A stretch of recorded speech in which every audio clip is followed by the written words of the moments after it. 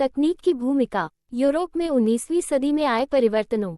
इस घटनाक्रम में तकनीक की क्या भूमिका रही? रेलवे, भाप के जहाज, टेलीग्राफ, ये सब तकनीकी बदलाव बहुत महत्वपूर्ण रहे। उनके बिना 19वीं सदी में आए परिवर्तनों की कल्पना नहीं की जा सकती थी। तकनीकी प्रगति अक्सर चौतरफा सामाजिक, राजनीतिक और आर्थिक कारकों का परिणाम भी होती है। उदाहरण के लिए, औपनिवेशीकरण के कारण यातायात और परिवहन साधनों में भारी सुधार किए गए।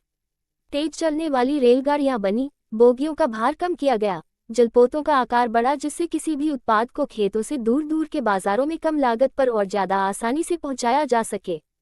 मांस उत्पादों के व्यापार से इस प्रक्रिया का अच्छा अंदाजा मिलता है।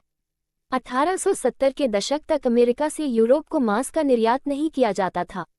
उस समय केवल जिंदा जानवर ही भेजे जाते थे जिन्हें यूरोप ले जाकर ही काटा जाता था।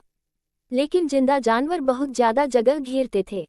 बहुत सारे तो लंबे सफर में मर जाते थे या बीमार पड़ जाते थे।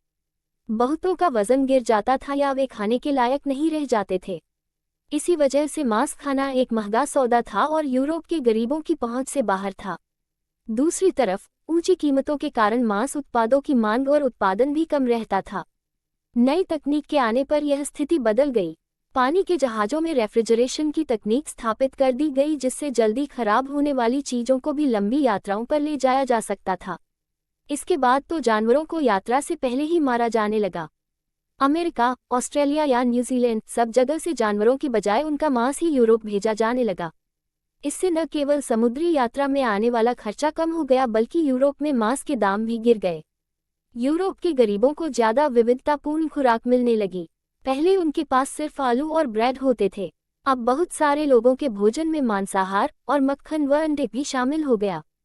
जीवन स्थिति सुधरी तो देश में शांति स्थापित होने लगी और दूसरे देशों में साम्राज्यवादी मंसूबों को समर्थन मिलने लगा।